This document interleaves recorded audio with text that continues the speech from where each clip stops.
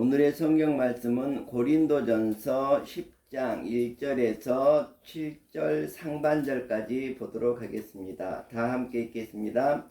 형제들아, 나는 너희가 알지 못하기를 원하지 아니하노니 우리 조상들이 다 구름 아래에 있고 바다 가운데로 지나며 모세에게 속하여 다 구름과 바다에서 세례를 받고 다 같이 신령한 음식을 먹으며 다 같은 신령한 음료를 마셨으니 이는 그들을 따르는 신령한 반석으로부터 마셨음에 그 반석은 곧 그리스도시라. 그러나 그들의 다수를 하나님이 기뻐하지 아니하셨으므로 그들이 광야에서 멸망을 받았느니라. 이러한 일은 우리의 본보기가 되어 우리로 하여금 그들이 악을 즐겨한 것 같이 즐겨하는 자가 되지 않게 하려 함이니 그들 가운데 어떤 사람들과 같이 너희는 우상 숭배하는 자가 되지 말라. 아멘. 네, 오늘은 본보기가 되라, 이런 말씀으로 하나님의 말씀을 보도록 하겠습니다. 우리가 본보기가 된다는 것은 일단은 우상을 숭배하지 말라, 이렇게 이해할 수 있겠습니다. 우리들이 이 오늘 본문의 말씀은 사도 바울이 우리들에게 계속해서 하고 있는 말이 뭐냐 그러면, 너희는 거울을 보아라, 그리고 너의 자신을 깨달아라, 이렇게 말을 하고 있습니다. 거울의 역사를 놓고 보면 사람이 처음 자기 얼굴을 비춰본 것이 잔잔한 물이었습니다. 물에 자신의 얼굴을 비춰보면서 자신을 살필 수가 있었던 것이죠. 우리들도 정말로 그 거울을 보는 것과 같이 항상 우리들이 자신을 바라볼 수 있어야 됩니다. 탈무드에 보면 이런 이야기가 있습니다. 두 사람이 함께 굴뚝에 가서 열심히 일을 했습니다. 굴뚝에서 나와서 보니까 상대방 얼굴만 보고 막 하하하하 웃는 것입니다. 왜 그렇습니까? 자신은 깨끗하다고 생각하고 다른 사람만, 앞에 있는 친구만 얼굴이 새까맣다 보니까 그 상대방을 보고 깔깔 웃어대는 이런 모습을 볼 수가 있습니다.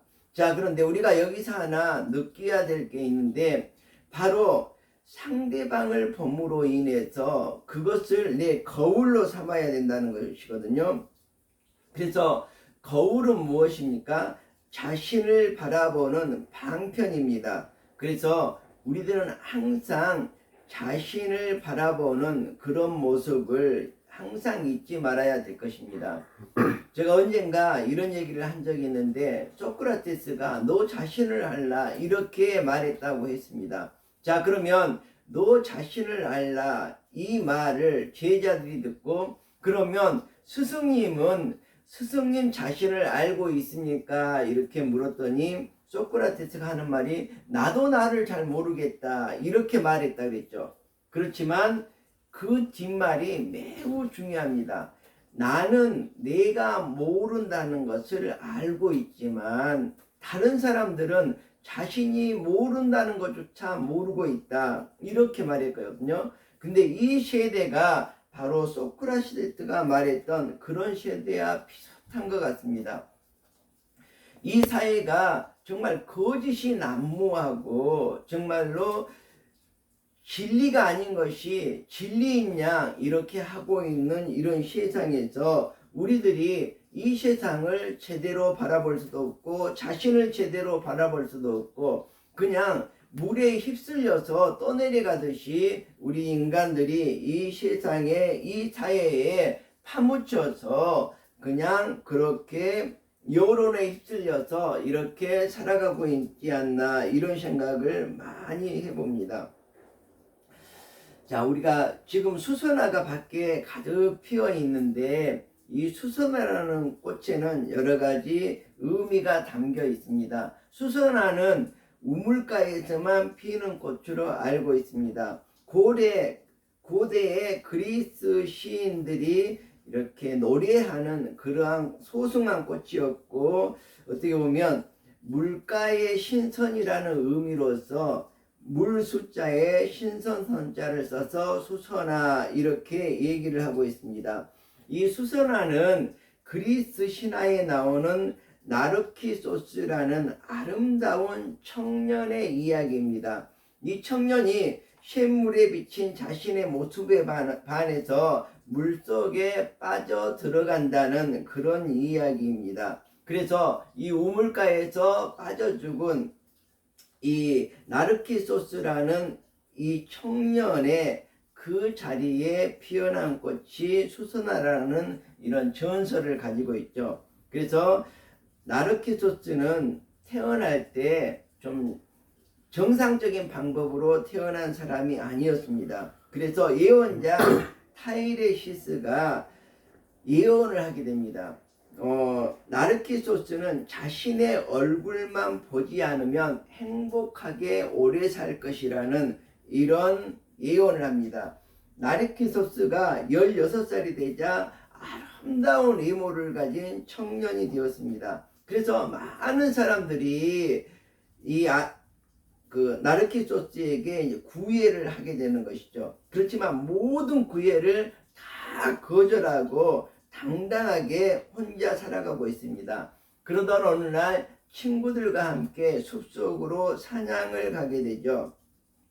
사냥을 가게 됐는데 그 숲속에는 에코라는 요정이 있었는데 요정들에서 가장 힘이 셌던 그런 요정인가 봅니다. 그래서 그 숲속에 다른 요정들을 모조리 다 쫓아내버리죠. 그리고 자기 혼자만 그 숲을 독차지하고 그 숲에서 나르키소스라는 이 청년을 보고 이 청년에게 반하게 됩니다. 그런데 이 에코에게는 한 가지 특징이 있는데 그 특징이 뭐냐 그러면 나중말만 할 수 있습니다. 자기가 절대 말할 수 있는 것이 아니라 다른 사람의 말만 반복해서 할 수 있는 것이죠. 우리가 제주도에 가면 에코랜드가 있는데 바로 이 여기에서 따온 이름이 아닌가 이렇게 생각을 해봅니다. 그리고 우리가 방송을 할 때 앰프를 틀다 보면 에코라는 것이 있지 않습니까? 다시 울리게 되는 울림을 가지고 있는 이런 그 느낌을 에코라고 하고 있는데 이 에코라는 요정이 나르키소스에게 사랑을 고백하고 싶은데 처음 말을 절대로 할 수가 없습니다. 다른 사람의 말만 따라서 나중 말만 할 수가 있는 것이죠. 자, 그런데 마침 이 나르키소스가 친구들을 잃어버리게 됩니다. 그러자 정말 친구들이 들으라고 큰 소리로 이렇게 외치죠. 아까 만났던 커다란 꿀밤나무 아래에서 만나자 이렇게 외치니까 마침 이제 이 에코가 말을 할 수가 있게 되었습니다. 나르키소스를 만날 수 있는 거죠. 그래서 커다란 꿀밤나무 아래에서 만나자, 커다란 꿀밤나무 아래에서 만나자 이렇게 계속해서 외치게 되니까 이 나르키소스하고 에코가 만나게 되죠. 근데 에코는 거기에서 단방에 정말 거절을 당하고 맙니다. 나르키소스는 이 에코를 당장에 그냥 내쳐버리고 말죠. 그러니까 이 에코가 너무너무 창피해서 어디 숨을 곳이 없나 봤는데 동굴이 있어서 그 동굴로 들어가게 돼서 그 동굴에서 돌로 굳어지면서 그 소리만 남게 되었는데 바로 에코, 우리가 지금 말하는 에코, 동굴에서 울리는 소리, 이것만 남게 되었던 것이죠. 자, 그런데 이 나르키소스는 이제 숲속을 헤매다가 우물가를 발견하게 됩니다. 그래서 그곳에 물을 마시려고 이렇게 들여다보니까 그 우물 속에 지금까지 보지 못했던 너무 아름다운 사람이 있는 거예요. 그래서 그 사람에게 정을 주게 되고 그 사람에게 도취하게 되죠. 그래서 우물 속으로 계속해서 빠져들어가서 죽고 말았다는 이야기가 바로 수선화에 대한 전설입니다. 그래서 그 우물가에서 피어난 꽃이 수선화였다고 합니다. 자, 그런데 우리들도 정말 우리 자신을 제대로 보지 못하고 여기에서 나오는 나르키소스라는 사람도 자신의 얼굴을 바라보면서 다른 사람인 걸로 알고 계속해서 빠져들어가고 있습니다. 그것처럼 우리들도 이 사회를 바라보면서 바르게 바라보지 못하고 엉뚱하고 거짓된 것을 바라보면서 계속해서 거기에 빠져들어가고 있는 것이 우리의 현실이 아닌가 이렇게 생각을 해봅니다. 자, 그래서 거울에 비친 사람과 자신이 같은 사람이라는 것을 우리가 나르키소스라는 이 수선화의 전설을 보면서 항상 깨달아야 할 것입니다. 자, 그런데 오늘 성경에서도 이 거울에 대해서 얘기를 하고 있습니다.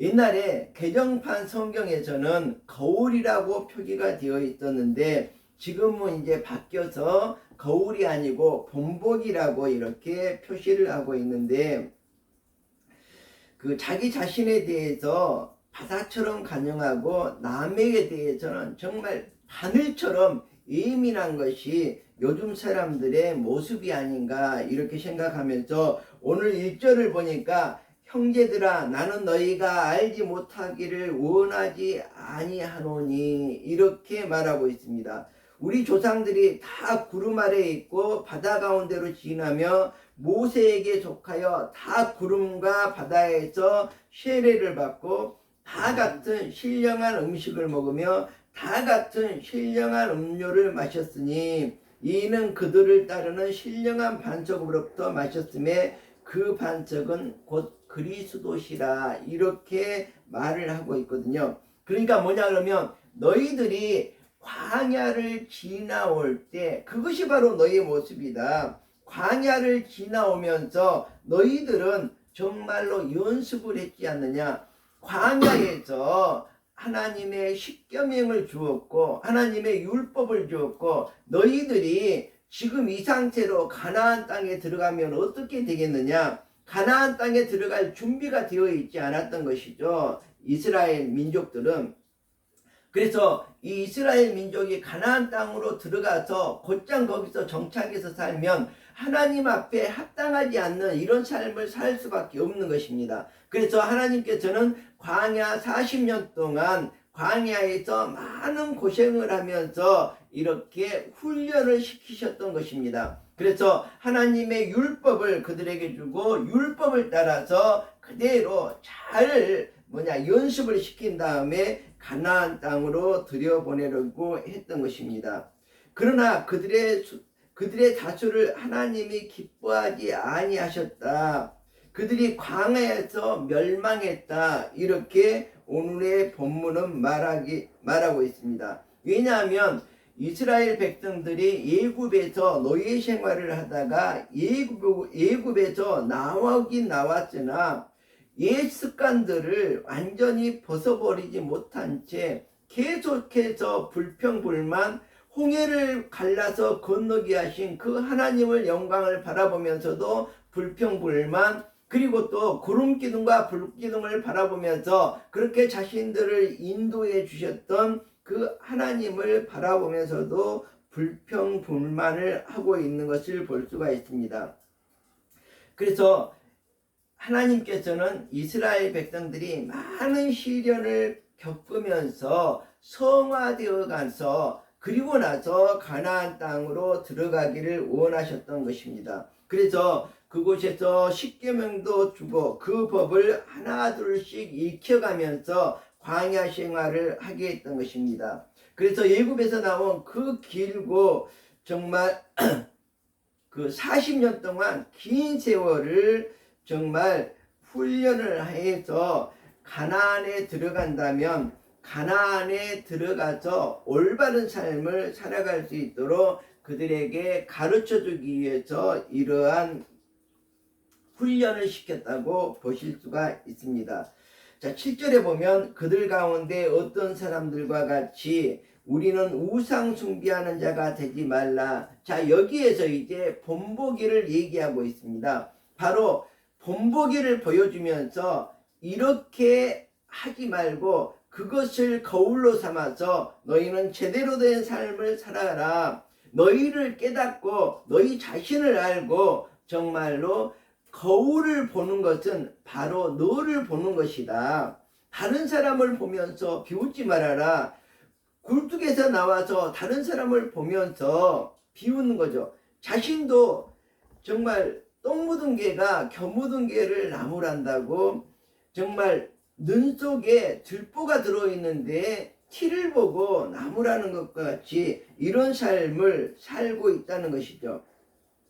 자, 그래서 백성이 앉아서 먹고 마시며 일어나서 띠놈과 함과 같으니라 이렇게 말하고 있는데, 8절에 보면 그들 중에 어떤 사람들이 음행하다가 하루에 23,000명이 죽었나니.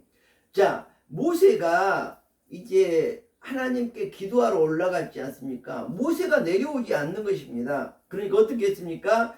우상을 세워놓고 우상 숭배하다가 몇 명이나 죽었습니까? 보니까 8절에 보니까 23,000여 명이나 죽었다고 얘기를 하고 있습니다. 우리들도 정말 하나님을, 유일하신 하나님을 잘 섬겨야지, 예수님의 뜻을 잘 따라야지, 그의 나라와 그의 의를 구하면서 살아가야지. 우리가 견눈질을 하고 우상 숭배를 했다가는 너희도 똑같이 당한다, 똑같이 될 것이다. 23,000명이나 정말로 죽임을 당했듯이 너도 죽임을 당할 것이다. 이것이 바로 거울이다. 이것이 바로 본보기다. 이렇게 사도 바울은 우리에게 거울에 대해서, 본보기에 대해서 가르침을 주고 있는 것입니다. 9절에도 어떤 말 합니까?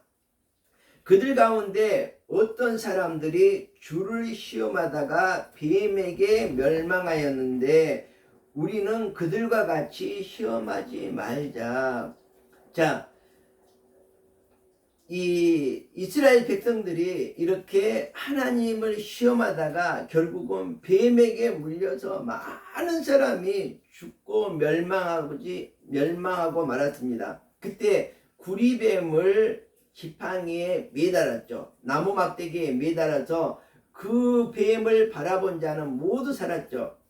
그러니까 우리들도 예수 그리스도를 바라보고 살아간다면 아무리 어려운 세상에서, 제약이 난무한 세상에서, 뱀과 같이 사악한 무리가 난무한 세상에서도, 그리고 코로나와 같이 이렇게 바이러스가 난무한 세상에서도 예수 그리스도를 바라보는 자는 구원을 얻고 멸망하지 않을 것이라는 이 믿음을 가지고 살아갈 수가 있어야 되겠습니다. 또 10절에 보면 그들 가운데 어떤 사람들이 원망하다가 멸망시키는 자에게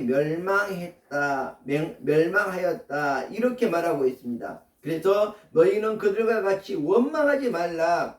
하나님을 원망하고 내가 조금 불행이 있다고, 내가 삶에 있어서 조금 정말로 불이익을 받았다고 원망하다 보면 결국은 그 결과는 멸망이다. 이것이 바로 거울이다. 이것이 바로 너희에게 비춰지는 본보기다. 이렇게 사도 바울은 우리에게 말하고 있습니다. 그래서 결론적으로 그들에게 일어난 이런 일은 본보기가 되고 우리에게 거울이 된다 이 말이죠.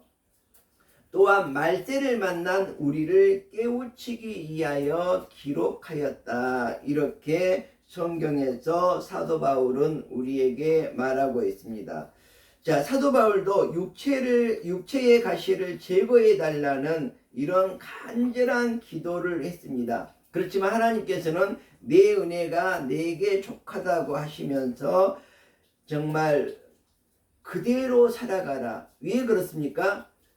그 사단의 가시가 있음으로 말미암아서 잘못된 길로 가지 않고 하나님을 더 의지하면서 살아갈 수 있다는 것이죠. 그래서 하나님의 말씀처럼 지금의 너 처지 이대로가 내게 주신 가장 적절한 방법이다. 그 가시가 없다면 너는 나를 섬기는데 더 소홀해질 것이다. 그 가시로 말미암아서 너는 더 나를 잘 섬기는 사람이 될 것이다. 이렇게 하나님께서는 사도 바울에게 말하고 있습니다. 우리는 오늘 말씀을 통해서 거울을 통해서 자기 자신을 보면서 그 속에서 자신의 죄스러운 모습을 바라볼 수 있어야 한다는 것입니다. 그리고 자신의 믿음을 점검해 볼 수 있어야 한다는 것입니다. 바로 자신을 거울로 삼아서 그 속에서 언제나 내 모습을 바라볼 수 있어야 된다는 것이죠. 내 믿음, 내 운명을 보면서 정말 나를 잔잔히 바라보고 계시는, 나의 등 뒤에서 나를 도우시는 그 하나님을 볼 수 있어야 한다는 것입니다. 그럴 때 하나님께서 하나님의 은혜가 나와 함께 하리라고 확신하게 됩니다. 자, 그래서 이제 말씀을 마치도록 하겠습니다. 저희에게 당한 이런 일이 거울이 되고 또한 말세를 만난 우리의 경계를 하기 위해서 우리에게 정말 이 말세 때 이러한 부분들을 잘 깨닫고 거울의 원리를 잘 깨닫고 본보기의 원리를 잘 깨닫고 기록된 말씀을 잘 받아서 하나님의 은혜가 함께하는 여러분들이 되시기를 기원드립니다. 다 함께 기도하겠습니다.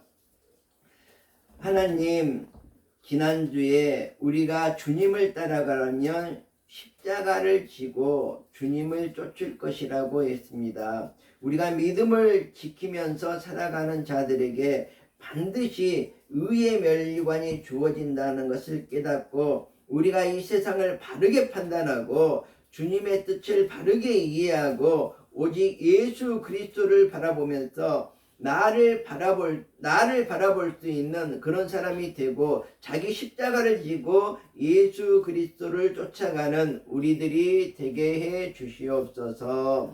예수님의 이름으로 기도합니다. 아멘.